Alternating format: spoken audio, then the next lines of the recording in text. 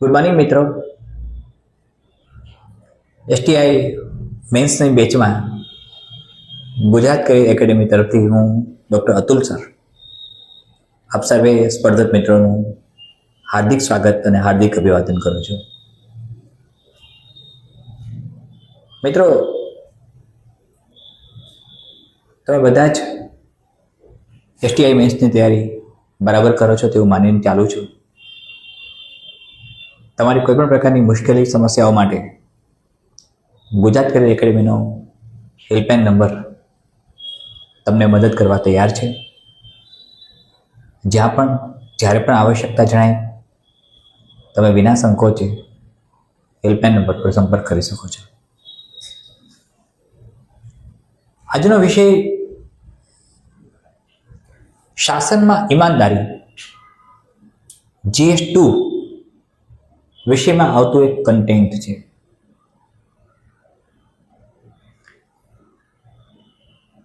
Probability in governance સાથે આચાર સંહિતા અને નૈતિકતા આ બાબત પર આપણે આજે આગળ વધવું છે, સમજવું છે. મિત્રો, જ્યારે ઈમાનદારી શબ્દ આવે છે ત્યારે તેની સાથે ઘણા બધા પરિબળો જોડાયેલા છે. ઈમાનદારી શબ્દ અનેક પરિબળો સાથે સંકળાયેલ છે. મિત્રો, ઇન્ડિયન કોન્સ્ટિટ્યુશનમાં આર્ટિકલ 309 ભારતના પ્રેસિડેન્ટને એક ચોક્કસ સત્તા આપે છે, એક ચોક્કસ અધિકાર આપે છે અને એ અધિકાર છે આચાર સંહિતા માટેનો, જે સિવિલ સર્વન્ટને લાગુ પડે છે. બે અલગ અલગ પ્રકારના લોઝ બન્યા છે under article 309 president of India દ્વારા. 1951માં મિત્રો અખિલ ભારતીય સેવા કાનૂન આવ્યો. 1951 અખિલ ભારતીય સેવા કાનૂન. 1964 કેન્દ્રીય સિવિલ સેવા કાનૂન. આ બધી વાતો આપણે સમજીએ. સાથે નૈતિક સંહિતા માટે સેકન્ડ ARC, જેની વિગત ચર્ચા પછીના એક સેશનમાં હું કરવાનો છું, ઘણી બધી કરવાનો છું. અને ખૂબ જ મહત્વનો પોઈન્ટ UPSC GPSC 1-2 મેન્સ માટે, DYSO મેન્સ માટે ખૂબ જ તેનું મહત્વ છે. એડમિનિસ્ટ્રેટિવ રિફોર્મ્સ કમિશન વીરપ્પા મોઇલીના અંડરમાં 2005માં રચના થઈ એની. મિત્રો, એનું કારણ શું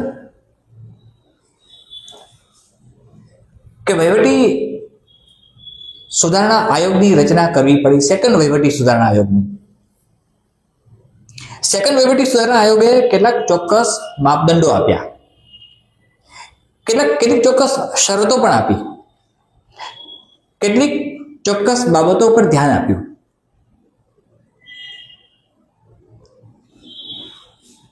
જ્યારે વહીવટી સુધારણાની વાત આવી ત્યારે એક વાત તમારા મનમાં આવી જોઈએ કે રિફોર્મેશન જરૂરી ક્યારે બને? જ્યારે કશુંક એવું બને છે જેને રિફોર્મ કરવાની ઓથોરિટીની જરૂર પડે છે. મિત્રો,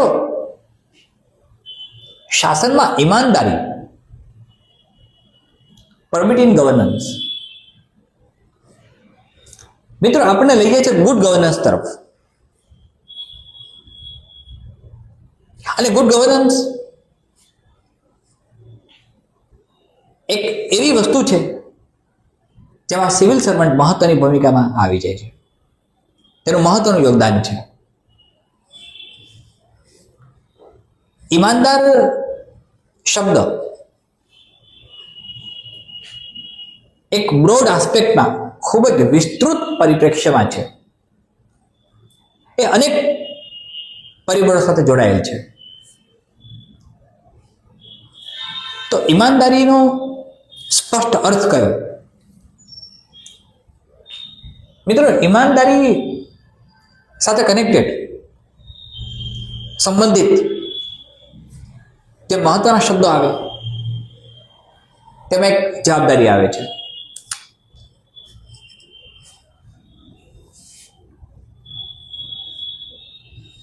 એક વસ્તુ નિષ્ઠ ન્યાય આવે છે મિત્રો. એક અનુપાલન આવે છે. અને જે પણ દૂષણો હોય છે, ભ્રષ્ટાચારથી માંડીને કોઈ પણ પ્રકારના દૂષણો, એ દૂર કરવાની વાત આવે છે. હવે ઈમાનદારીને જ્યારે એક એવા પરિપ્રેક્ષ્યમાં આપણે લઈ જઈએ કે વ્યક્તિ જ્યારે એક લોકસેવકની ભૂમિકામાં આવે છે, વ્યક્તિ જ્યારે એક લોકસેવક તરીકે કામ કરે છે, ત્યારે તેના વાણી, વર્તન અને વ્યવહાર, આ ત્રણેયમાં ઈમાનદારી કયો ભાગ અદા કરી શકે?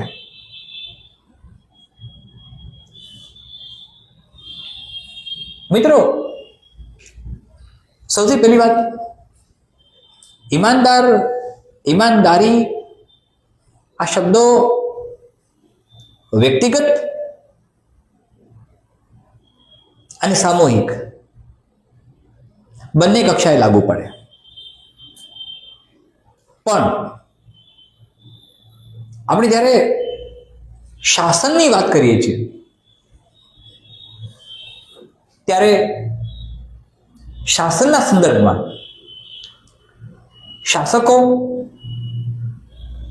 જે પણ કાર્ય કરે છે પ્રજા હિતમાં, પ્રજા કલ્યાણ માટે, પ્રજા માટે, લોકો માટે, નાગરિકો માટે, ત્યારે તેમાં રહેલા સિવિલ સર્વન્ટ્સ કયા પ્રકારે વર્તન કરે છે? મિત્રો, એક વર્ડ જવાબદારી છે. જવાબદારીથી ઈમાનદારી નિભાવવી, જવાબદારીથી ઈમાનદારી નિભાવવી. એક સિવિલ સર્વન્ટ પાસે અનેક સમસ્યાઓ હોય છે લોકોની. લોકો માટે તટસ્થ રીતે ન્યાય આપવાનો છે. મિત્રો, જ્યારે જવાબદારી આવે ત્યારે બીજા બે શબ્દો આવી જાય. એક સહનશીલતા અને ક્રોધ.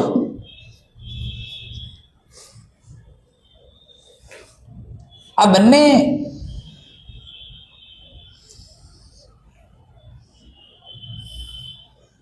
રિવર્સિબલ અને ઇરિવર્સિબલ બંને રીતે પરસ્પર સંકળાયેલા છે.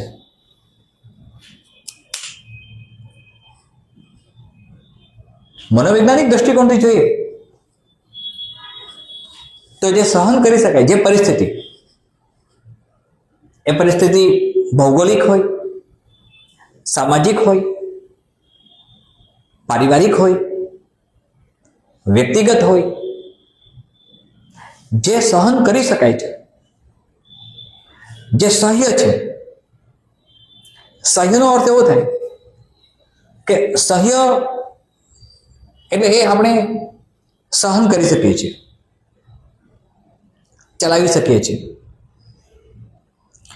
જો એ સહનશીલતા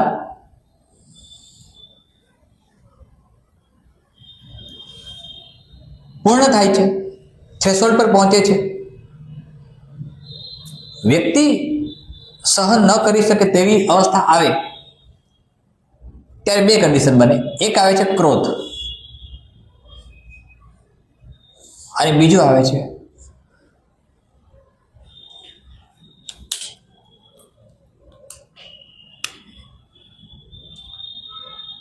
છટકી જવું, છટકબારી.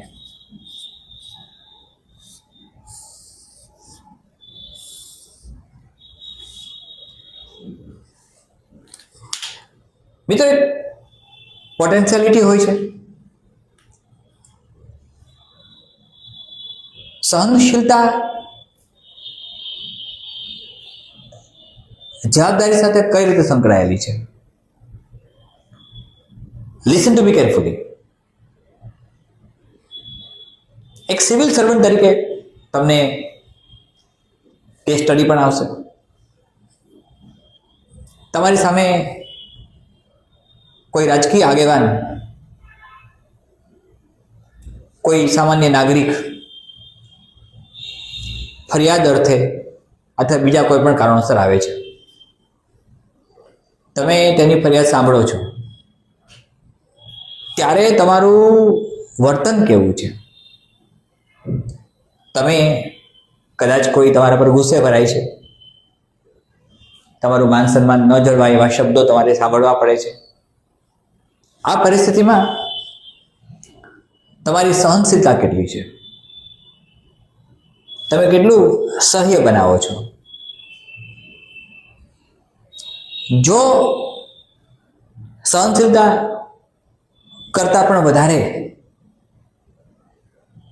કોઈ ઘટના બને છે તો માનવ મગજ સહન નહીં કરી શકે અને ક્રોધ નિષ્પન્ન થઈ જશે.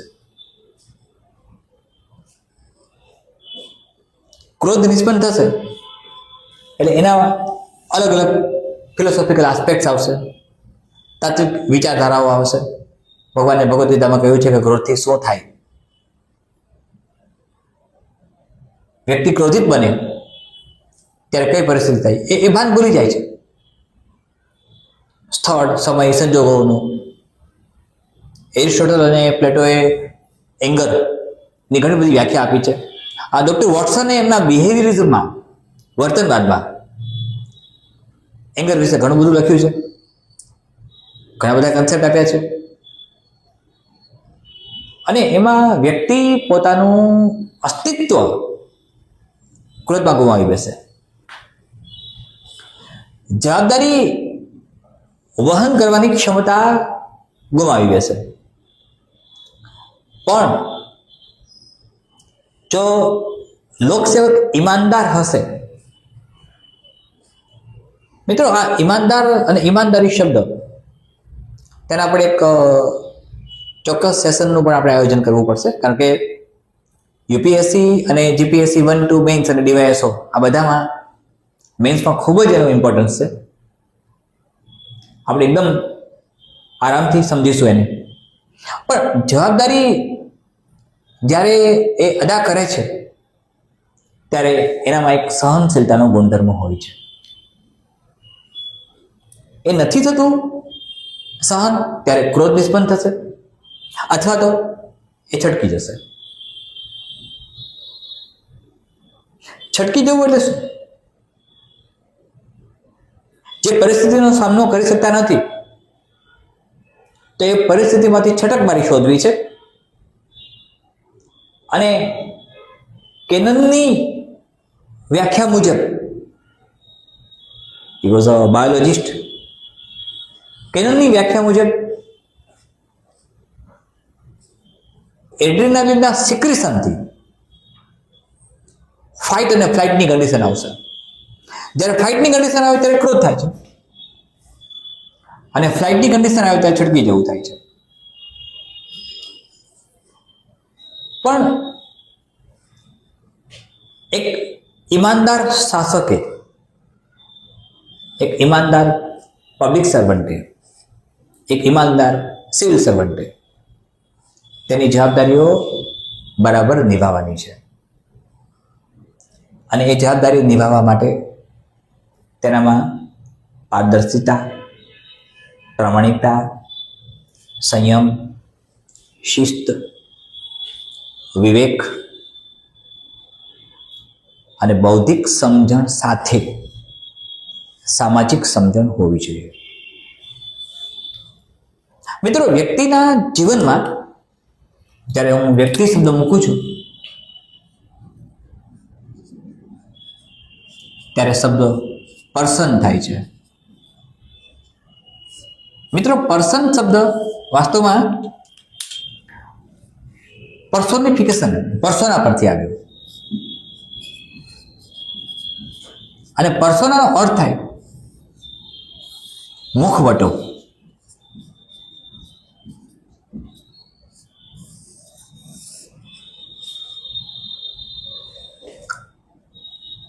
વ્યક્તિના જીવનમાં અનેક એવા તબક્કાઓ આવશે જ્યારે એને જવાબદારી નિભાવવાની છે, સહનશીલ બનવાનું છે. વ્યક્તિ સંયમ, ધીરજ, વિશ્વાસ, શ્રદ્ધા, શાંતિ, સમર્પણ, આત્મવિશ્વાસ, શિસ્ત, આ બધા જ પારદર્શિતા, પ્રામાણિકતા, આ બધા જ ગુણધર્મો ક્યારે ધરાવી શકે? મિત્રો, કોઈ પણ વ્યક્તિ પાસે સામાન્ય રીતે એક EQ હોય છે, ઇમોશનલ ક્વોશન્ટ, ભાવનાત્મક આંક. એક IQ હોય છે, બૌદ્ધિક આંક. એક SQ હોય છે, સ્પિરિચ્યુઅલ ક્વોશન્ટ, અને એક બીજો SQ હોય છે, સોશિયલ ક્વોશન્ટ. વ્યક્તિએ આ બધામાંથી emotional quotient, intelligent quotient, spiritual quotient અને સોશિયલ ક્વોશન્ટ એ પ્રમાણે એ તેનું વર્તન કરશે.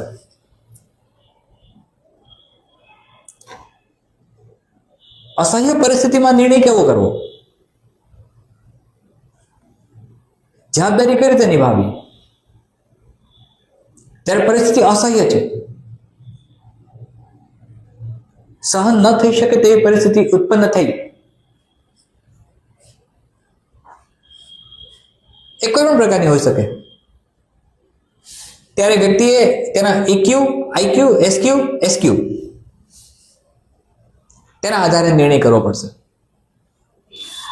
જવાબદારી ની જ્યારે વાત આવે ત્યારે તેમાં હંમેશા જવાબદારીમાં listen to me,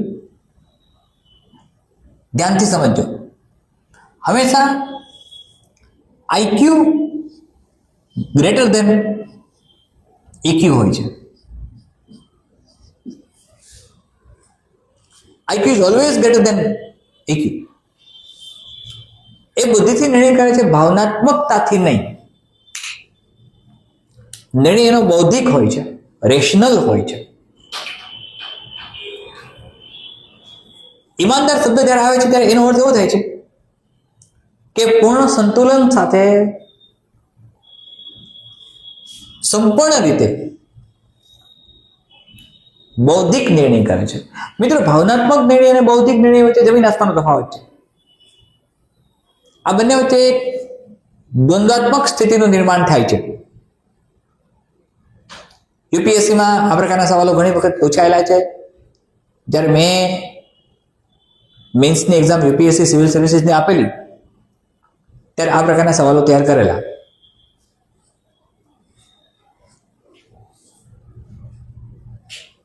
intelligent question બૌદ્ધિક આંખથી જ્યારે વિચારવામાં આવે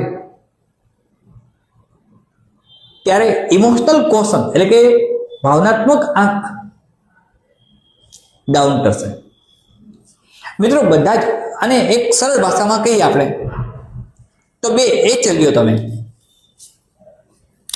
આ એચ જે છે આ હેડ માટે છે અને આ છે હાર્ટ માટે. હેડ અને હાર્ટ વચ્ચેનો દ્વંદ્વ છે. હેડ અને હાર્ટ વચ્ચેનો દ્વંદ્વ છે.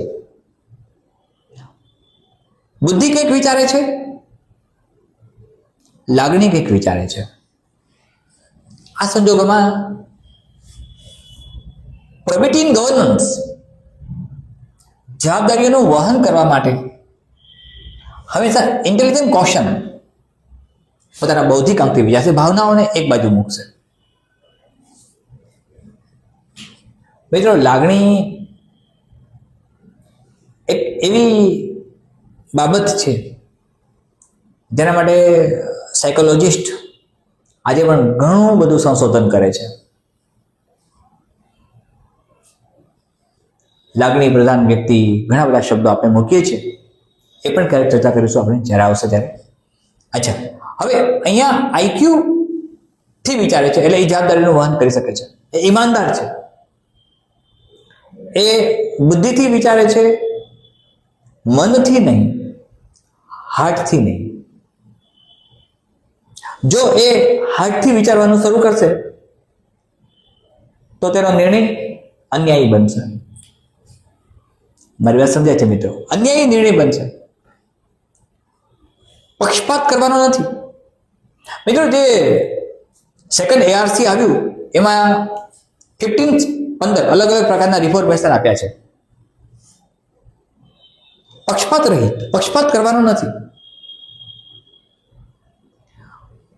એક સિવિલ સર્વન્ટને ગમતી વસ્તુ કે અણગમતી વસ્તુ તરફ ધ્યાન આપવાનું નથી.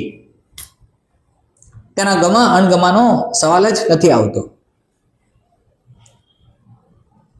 તે બંધાયેલો છે આચાર સંહિતાથી, કોડ ઓફ કન્ડક્ટ. અને કોડ ઓફ કન્ડક્ટ ભારતના પ્રેસિડેન્ટ આર્ટિકલ 309 અંડર એક ચોક્કસ અધિકારો જેમને મળેલા છે એ પ્રમાણે સિવિલ સર્વન્ટ્સ માટે એક અલગ પ્રકારની કોડ ઓફ કન્ડક્ટની રચના કરી શકે છે, કરે છે. હમણાં વાત કરીએ મેં 1951માં એક આવ્યું, 1964માં એક આવ્યું. કોડ ઓફ કન્ડક્ટ મિત્રો, તમે જ્યારે યુપીએસસી પાસ કરશો અને લાલ બહાદુર શાસ્ત્રી ટ્રેનિંગ સેન્ટરમાં જશો મસૂરી, ત્યારે કોડ ઓફ કન્ડક્ટ વિશે ઘણી બધી વાતો તમને શીખવાડવામાં આવશે. મારા તરફથી હું પણ પ્રયત્ન કરીશ. વેલ, તો હેડ અને હાર્ટ વચ્ચેના દ્વંદ્વમાં, I repeat my sense again, head અને હાર્ટ વચ્ચેના દ્વંદ્વમાં વ્યક્તિ પાસે અન્ય 3 ઓપ્શન આવે. નાઉ લિસન ટુ મી મિત્રો. નંબર 1, આનો દ્વંદ્વ જ્યારે શરૂ થાય છે ત્યારે એક to be or not to be, આ કરવું કે ન કરવું, આ કરવું કે ન કરવું, that is to be or not to be. સાથે to do or not to do,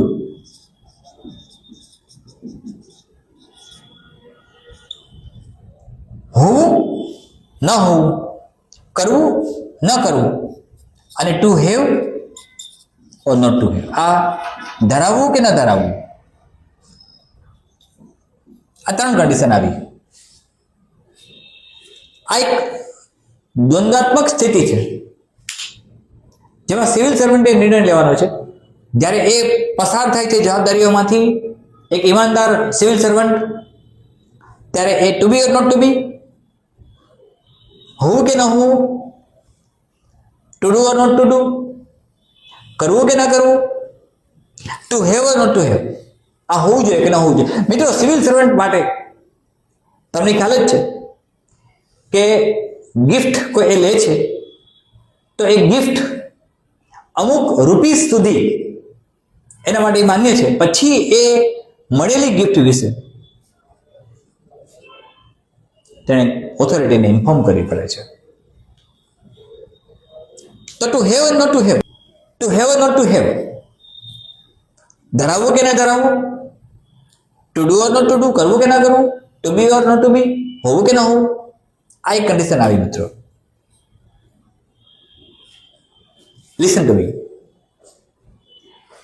હમણાં જ મેં કહ્યું સહનશીલતા અને ક્રોધ છે રિવર્સિબલ અને ઇરિવર્સિબલ બંને કન્ડિશનમાં આવે છે. વ્યક્તિ પાસે જે ઇમોશનલ કોશન છે અને ઇન્ટેલિજન્ટ કોશન છે તેમાંથી એક એસક્યુ એનું સોશિયલાઇઝેશન કર્યું હોય છે. એસક્યુ એ આખી એક અલગ વસ્તુ છે અને સ્પિરિચ્યુઅલ કોશન અલગ વસ્તુ આવે છે મિત્રો. ક્યારેક સ્પિરિચ્યુઅલ કોશન જો હાઈ બને અને ઇન્ટેલિજન્ટ કોશન અને ઇક્યુ પર તેનો કંટ્રોલ થઈ જાય તો ભગવાને ભગવદ્ ગીતામાં કહ્યું છે તેમ સ્થિત પ્રજ્ઞાના લક્ષણો આવે છે. સ્થિત પ્રજ્ઞા મિત્રો ક્યારેક ક્યારેક મને એવું લાગે કે ભગવદ્ ગીતામાં કદાચ એડમિનિસ્ટ્રેટિવ પોલિસીસ ભગવાન કૃષ્ણએ ગજબની આપી છે. કૃષ્ણ કોને બાજ હતા? કૃષ્ણ પોલિસી મેકર હતા. કૃષ્ણ એડમિનિસ્ટ્રેટિવ પોલિસીના બેતાજ બાદશાહ હતા.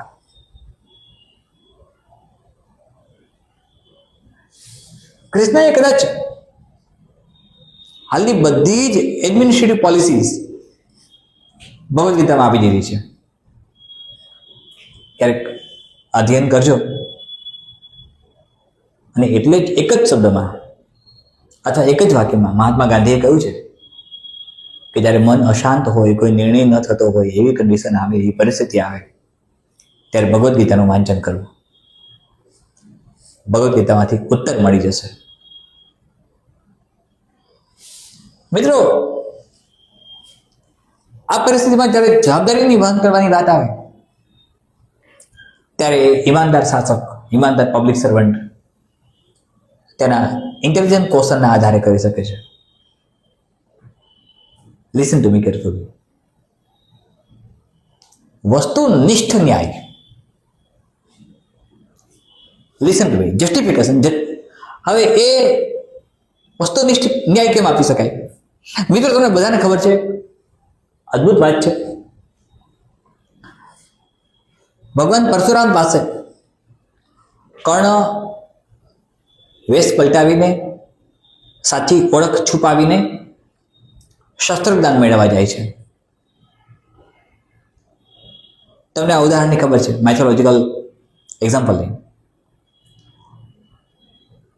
ભગવાન પરશુરામના સાનિધ્યમાં કર્ણનું શૈક્ષણિક જીવન શાસ્ત્રાર્થ મેળવવા માટેનું, શાસ્ત્રાર્થ નહીં પણ શસ્ત્રાર્થ મેળવવા માટેનું ચાલતું રહેલું છે. એક દિવસ ભગવાન પરશુરામ આરામ કરતા હોય છે કર્ણના ખોળામાં માથું રાખીને. કર્ણએ તેની ઓળખ ક્ષત્રિય તરીકે આપી છે, બ્રાહ્મણ તરીકે આપી છે, સોરી. અને પરશુરામનો નિયમ હતો કે માત્ર બ્રાહ્મણોને વિદ્યા આપવી, શસ્ત્રદાન આપવું. એ બ્રાહ્મણ તરીકે એની જાતને ઓળખાવે છે ને કહે છે. મિત્રો અચાનક કોઈ ઇન્સેક્ટ કે ગમે તે પોઈઝનસ ટોક્સિક સ્નેક કે whatever like the scorpio એને ડંખે છે, બાઇટ કરે છે કર્ણને, અને કર્ણના શરીરમાંથી લોહી વહે છે અને એ લોહી પરશુરામને સ્પર્શ કરે છે. પરશુરામની નિંદ્રા તૂટે છે, જુએ છે કર્ણને, અને એને તરત જ વિચાર આવે છે કે આ શક્ય નથી કે આ બ્રાહ્મણ હોઈ શકે, ક્ષત્રિય જ હોઈ શકે. આ ક્ષત્રિય જ આ સહન કરી શકે, અને સહનશીલતા એ ક્ષત્રિયનો ગુણધર્મ છે. મિત્રો ક્ષત્રિયનો ગુણધર્મ જો સહનશીલતા હોય એવું એ પરશુરામ વિચારે સાચું હતું. પરશુરામ તરત પૂછે છે, ઓળખી જાય છે કે આ બ્રાહ્મણ ન હોઈ શકે. મિત્રો આ એક્ઝામ્પલ આપવાનું પછી તો પરશુરામ ગુસ્સે ભરાય છે, શાપ પણ આપે છે કર્ણને, એ તમને ખબર છે. પરશુરામ ઈમાનદારીપૂર્વક વસ્તુનિષ્ઠ ન્યાય આપે છે. મિત્રો, જીવનમાં ઘણી વખત સિવિલ સર્વન્ટ માટે એવી બધી ઘટનાઓ બનતી હોય છે જેમાં એણે આ પ્રકારનું વર્તન કરવું પડતું હોય છે. સંબંધાત્મક ક્ષેત્રોને ભૂલીને બૌદ્ધિક ક્ષેત્રોનો અમલ કરવો પડે છે. Well, to be or not to be ની કન્ડિશનમાં જવાબદારી વહન કરવાની જ્યારે વાત આવી ત્યારે હોવું જોઈએ કે ન હોવું જોઈએ, આવું હોવું જોઈએ કે ન હોવું જોઈએ, એક સિવિલ સર્વન્ટ વિચારે છે. આવું હોવું જોઈએ કે ન હોવું જોઈએ, આવું કરવું જોઈએ કે ન કરવું જોઈએ, આવું ધરાવવું જોઈએ કે ન ધરાવવું જોઈએ. વેલ મિત્રો, એના વિશે કોડ ઓફ કન્ડક્ટમાં ઘણું બધું આપ્યું છે. આપણે જ્યારે સેકન્ડ ARC નો અભ્યાસ કરીશું ત્યારે ઘણી બધી વાત કરીશું. અનુપાલન અને દૂષણો, આ બંને મુદ્દાઓ મહત્વના છે. દૂષણો દૂર કરવાના છે. ભ્રષ્ટાચાર, મિત્રો, એક સતત તમારા મનમાં એકદમ ગૂંથાયેલી વાત છે અને લગભગ દરેક મેન્ટર વારંવાર આ વાક્ય બોલે છે. હું પણ બોલું છું, ફરીથી બોલું છું. Power corrupts man and absolutely power corrupts man absolutely. Power corrupts main,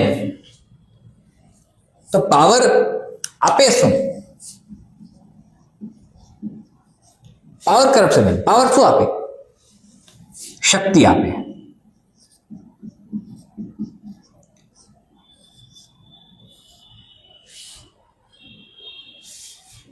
હવે મિત્રો, જ્યારે શક્તિ મળે છે, જ્યારે શક્તિ પ્રદાન કરે છે પાવર, ત્યારે એ શક્તિના બંને પ્રકારના સદુપયોગી થાય છે અને દુરુપયોગી થઈ શકે છે. બંને થાય. સદુપયોગી થાય શક્તિના અને દુરુપયોગ થાય. હવે એ શક્તિના ઉપયોગ કે દુરુપયોગ એ વ્યક્તિમાં રહેલા, વ્યક્તિની અંદર રહેલા, લિસન ટુ મી, મને ધ્યાનથી સમજજો,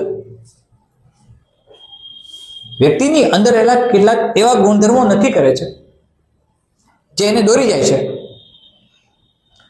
કે એને સદુપયોગ કરવાનો છે કે દુરુપયોગ કરવાનો છે.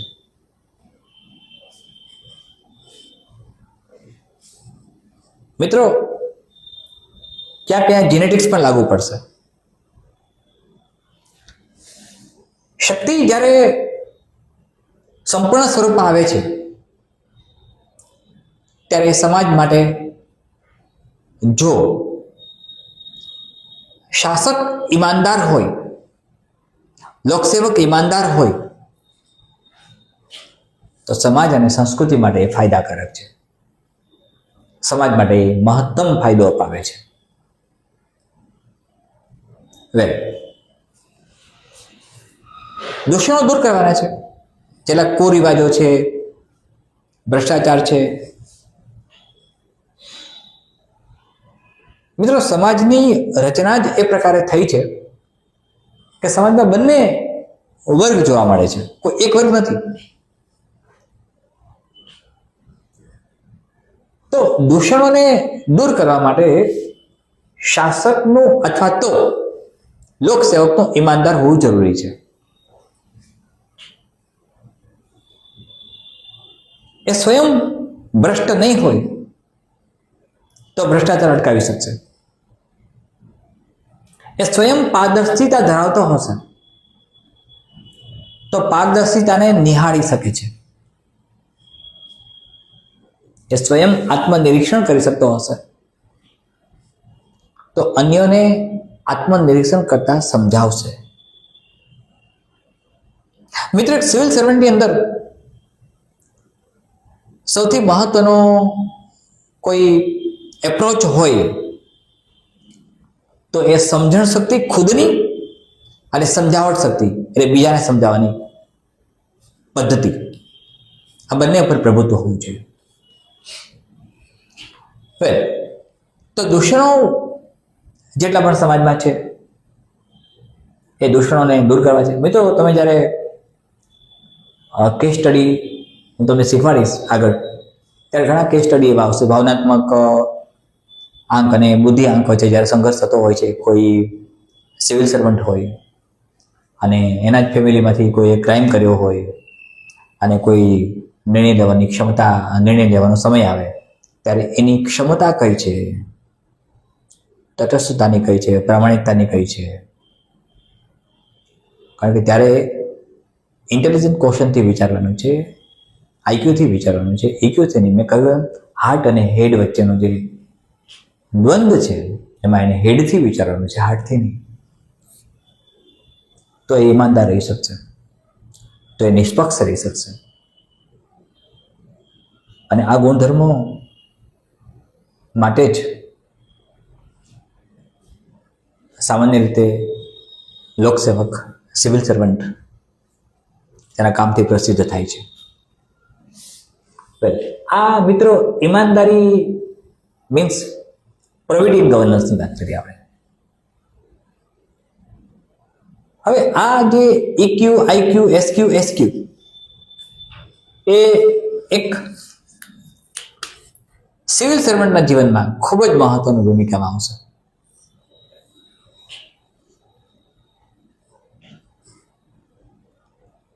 એ સ્પિરિચ્યુઅલ ક્વેશ્ચનમાં ખૂબ જ આગળ હોય એ પણ જરૂરી નથી.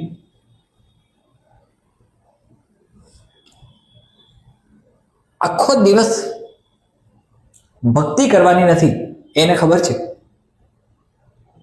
મિત્રો, સિવિલ સર્વન્ટ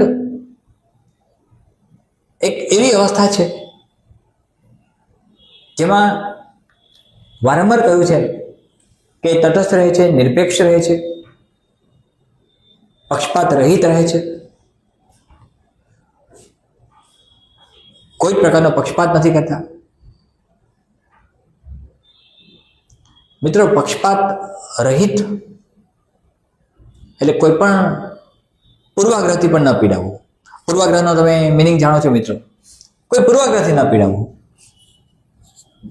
પૂર્વાગ્રહ શું છે? હું કોઈ ઓબ્જેક્ટ, વસ્તુ, વ્યક્તિ, વિષય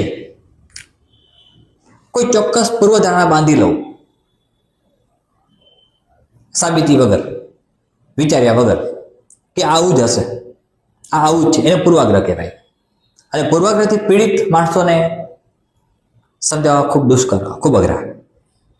કારણ કે એમના મનમાં એક પૂર્વધારણા બંધાયેલી હોય છે, એમના મનમાં એક કન્સેપ્ટ હોય છે, એ અગાઉથી ધારી બેસે છે કે આવું જ,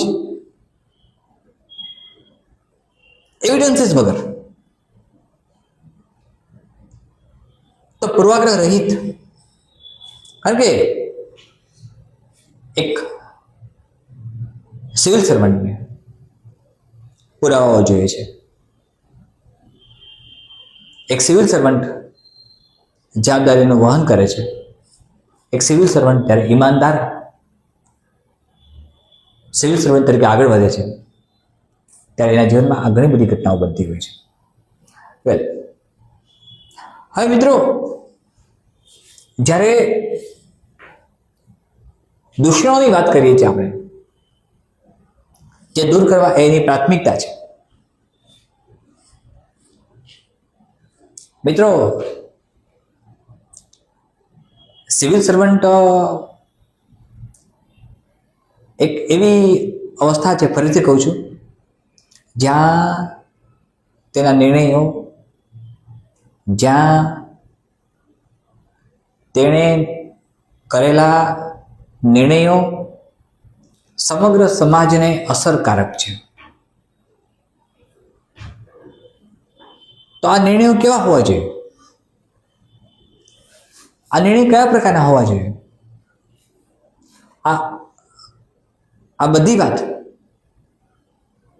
આપણે સમજતા રહીએ છીએ.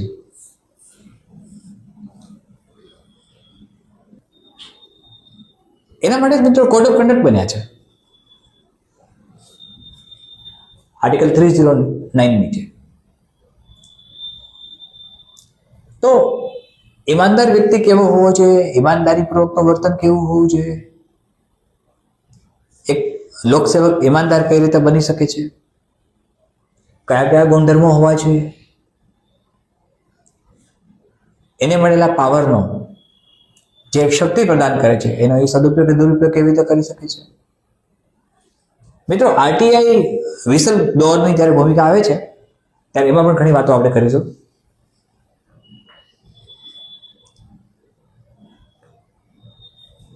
સત્તા ભ્રષ્ટ તો જ બનાવે જો મન ભ્રષ્ટ થાય, આવું મહાત્મા ગાંધીએ કહ્યું છે. મિત્રો સત્તા ભ્રષ્ટ તો જ બનાવે જો મન ભ્રષ્ટ થાય. અને લગભગ બધા જ સાયકોલોજિસ્ટ, ઓલમોસ્ટ ઓલ સાયકોલોજિસ્ટ એક કોમન કન્સેપ્ટ પર આવે છે કે કોઈ પણ વિચાર પેલા મનમાં ઉદ્ભવે છે પછી કાર્યમાં ઉદ્ભવે છે.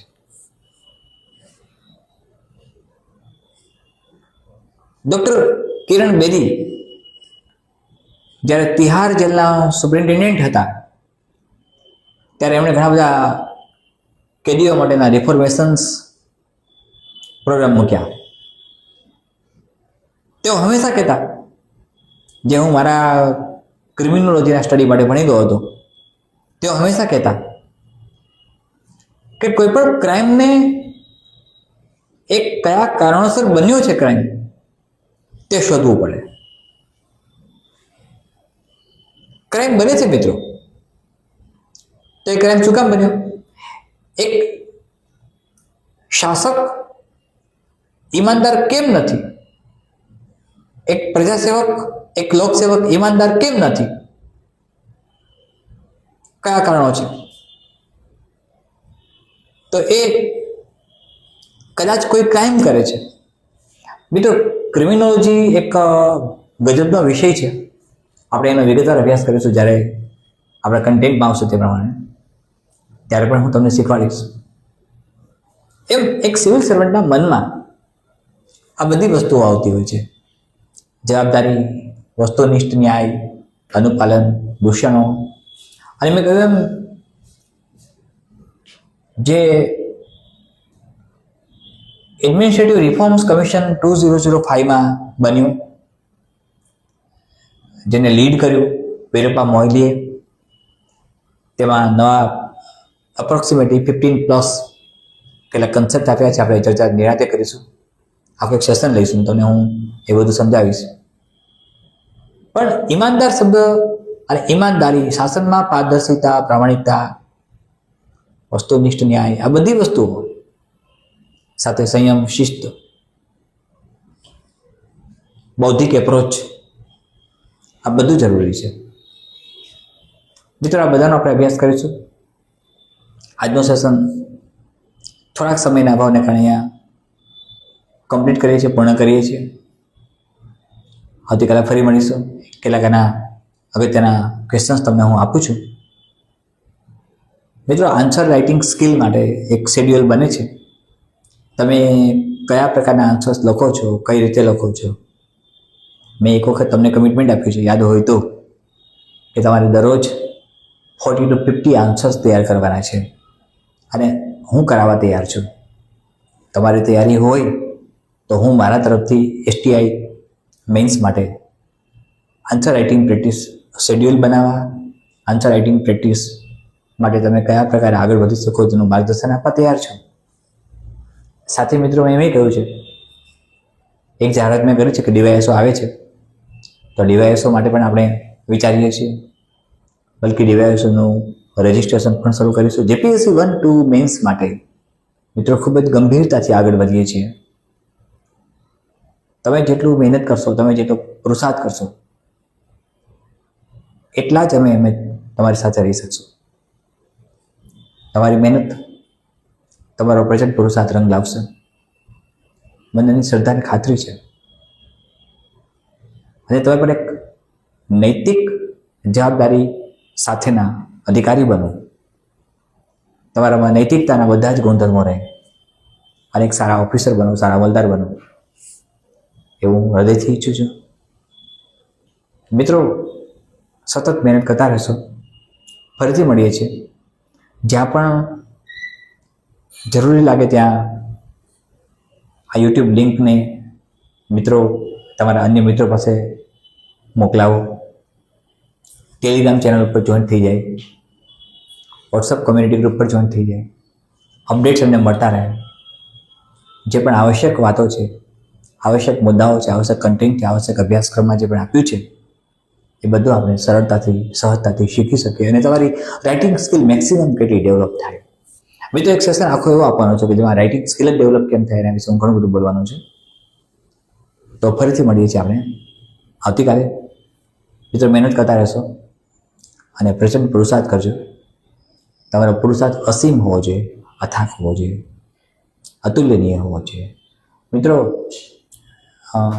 જીપીએસસી 1-2ના સંદર્ભમાં પણ રજિસ્ટ્રેશન પ્રોસેસ શરૂ કરવા જઈ રહ્યા છીએ. રેવન્યુ તલાટીના સંદર્ભમાં પણ એ પ્રોસેસ ચાલુ છે. મોરેવર, મેં કહ્યું એમ ડીવાયએસઓ જો આવે છે તો આપણે એના માટે પણ એકદમ ગંભીરતાથી વિચારીએ છીએ. તમારી મહેનત સતત ચાલુ રહ્યું છે મિત્રો. બધા જ આપણે ધીમે ધીમે બંધારણ તરફ પણ જઈશું, ભૂગોળ તરફ પણ જઈશું, સાયન્સ અને ટેકનોલોજી પણ કરાવીશું, ભારતનો ઇતિહાસ પણ કરાવી દઈશું. ગુજરાત કેરિયર એકેડેમી જુનાગઢ તરફથી હું ડૉક્ટર અતુલ સર તમારા માટે વચનબદ્ધ છું, પ્રતિબદ્ધ છું. તમારી મહેનત જ કામ લાગવાની છે મિત્રો. હું તો માત્ર માર્ગદર્શન આપું છું.